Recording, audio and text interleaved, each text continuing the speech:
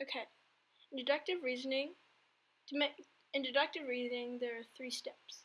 First step would be making a general statement. That is called the major premise.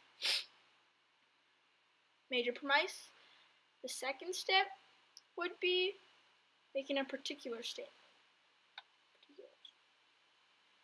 That is called the minor premise.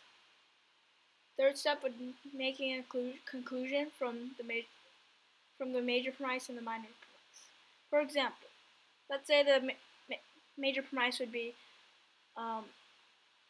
philosophers are good at math. Minor premise would be I am good at math. Conclusion would be therefore I am a philosopher.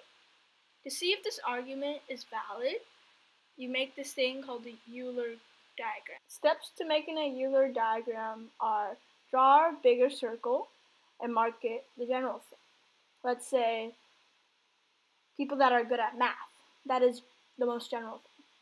Then draw a smaller circle and write the less general thing, like me. Philosophers. That's the less general thing. And then mark where I should be.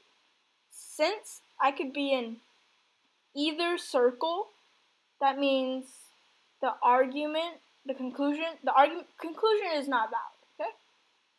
And let's do one that is valid. Let's say monkeys are animals, right?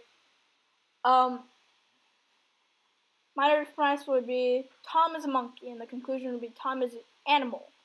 Drawing the Euler diagram, it obviously shows that this argument is valid. Okay? That is it for this video, and thank you for watching, and I hope you